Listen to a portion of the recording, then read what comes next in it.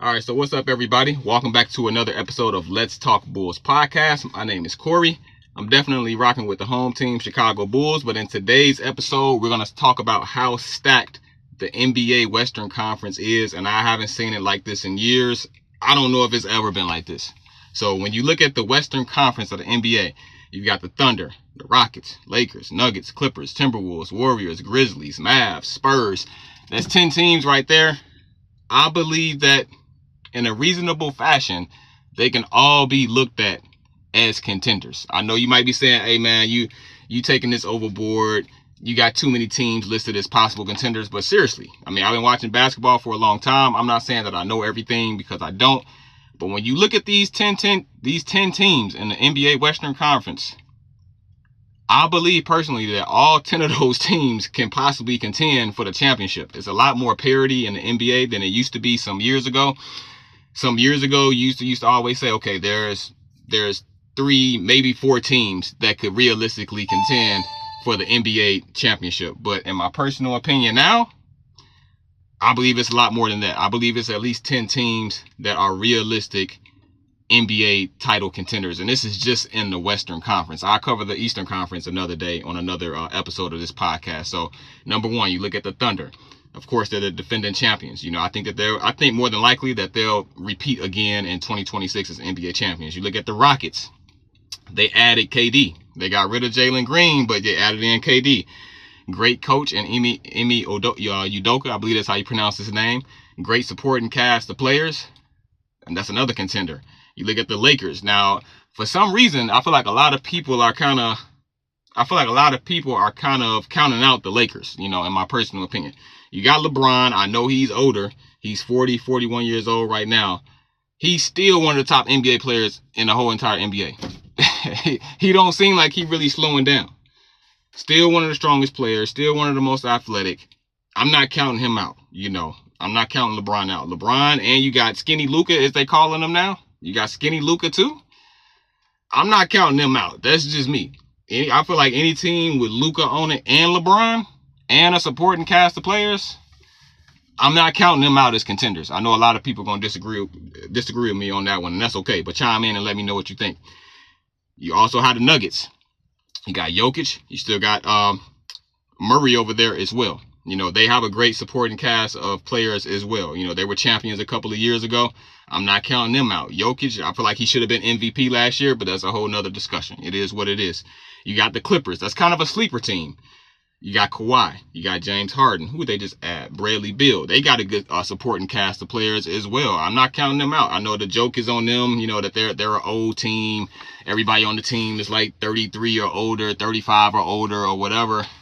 I'm not counting them out either, especially if they can all stay healthy, especially Kawhi Leonard. If he can be healthy throughout the whole season, and especially in the playoffs, especially if they go deep in the playoffs, that's going to be a tough out right there, the LA Clippers. So then you also look at the Timberwolves. They were just in, didn't they make it to they made it to the Western Conference Finals this past year, I believe. So you got the Timberwolves, you got Anthony Edwards, you got Rudy Gobert, great supporting cast of players. I'm not counting them out. I mean, if Anthony Edwards, if he takes his game to an even higher level, like kind of similar to like how SGA did a couple of years ago, if Anthony Edwards does that, oh man, it's going to be scary for the league. You look at the Warriors, I'm not counting them out. Steph Curry, greatest shooter of all time ever. You got Jimmy Butler. Man, you know how Jimmy Butler is in the playoffs. He trying to win that championship. You all saw what he did in Miami. I don't think a lot of people, including myself, they didn't see Jimmy Butler leading that team to an NBA Finals appearance. 2 of them at that. I didn't see that at all either. Jimmy Butler, great player. I loved him when he was on the Bulls with us, but I did not see him taking the Miami Heat to the finals 2 times. But he did though, so I wouldn't count them out either. You look at the Grizzlies. Now this is another sleeper right here. Another sleeper. Ja Morant, let's hope that he has a great season. I know the last year or so, he was suspended for a couple of years ago, but then last year he had some injuries and things like that. But if he's ready to go, if he's fully healthy, watch out. They got a good supporting cast of players as well. They got Zach Edey, second-year player. So, great team. Look out for them too. Dallas Mavericks. I know that they had a rookie on there, Cooper Flagg. I know he's just a rookie. I think he's going to have a great season. Cooper Flagg Anthony Davis, Kyrie Irving, once he comes back, Klay Thompson, one of the greatest shooters ever. They got a great coach over there as well. I'm not counting out the Mavericks. You just never know. I think the Western Conference is going to kind of be a toss-up. This is a lot of good teams. You look at the Spurs as well. Wemby. I'm messing his name up. Let me just say Wemby. They got Wemby over there. They got De'Aaron Fox. They got, who was the pick in the draft this year for them? They got Dylan Harper over there. Great supporting cast of players. They got Jeremy Sochan.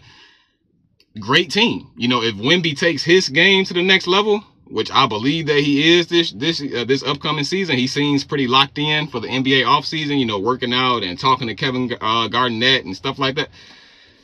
Man, I know he's getting a wealth of knowledge from Kevin Garnett and whoever else he's training with and stuff like that. So watch out for the Spurs too. That's 10 teams that I just named. 10.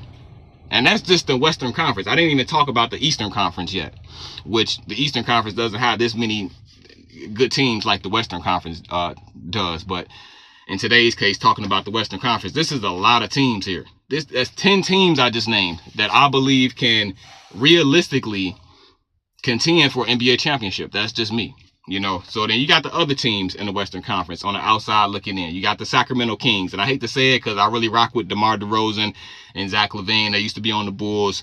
You know, unfortunately, they didn't reach the amount of success that a lot of people thought that they possibly could. But it's looking kind of iffy in Sacramento right now too. Just to be real with you, you know, I hope the best for them. I hope that they can come together and be a great duo, Zach LaVine and DeMar DeRozan and Sabonis as well.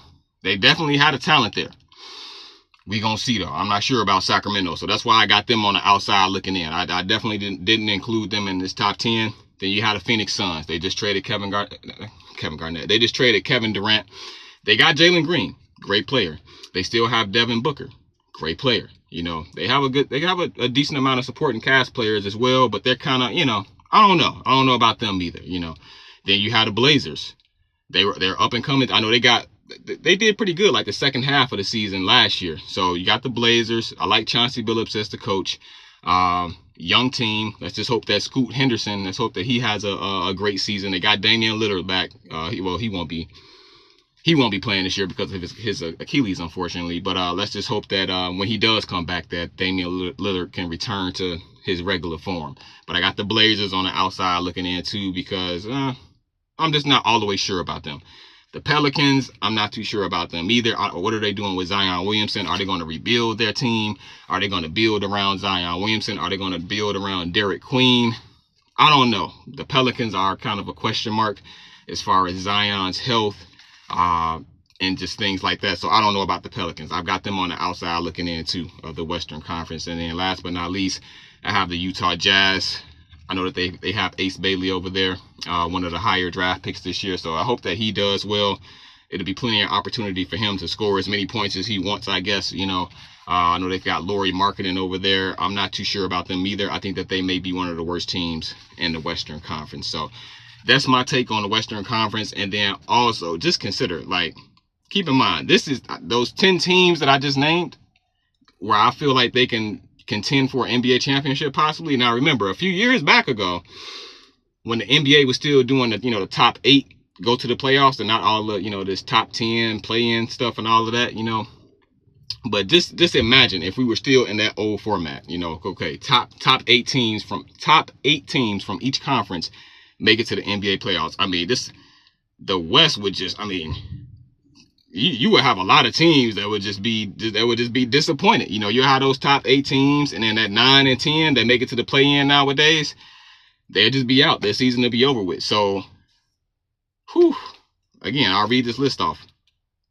Thunder, Rockets, Lakers, Nuggets, Clippers, Timberwolves, Warriors, Grizzlies, Mavs, Spurs. So you would have to cut 2 of those back in the day. Not back in the day. A few years ago when it was just that top 8 format, 2 of these teams would be going home. And, and then when you think about it, some years ago with the Western Conference, you had so many teams winning 60 games, 50 games, high 40s. And then you look at the bottom part of the standings and then you see, okay, such and such team is number 9, but they've got 45 wins. You look at such and such team, they're number 10, but they've got 43 wins. You know, then you look at the Eastern Conference, and it's a totally different story over there.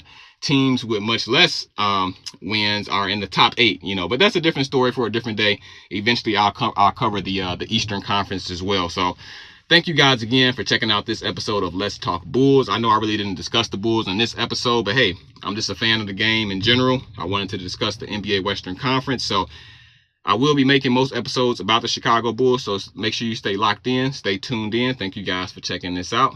Peace out. Have a great day.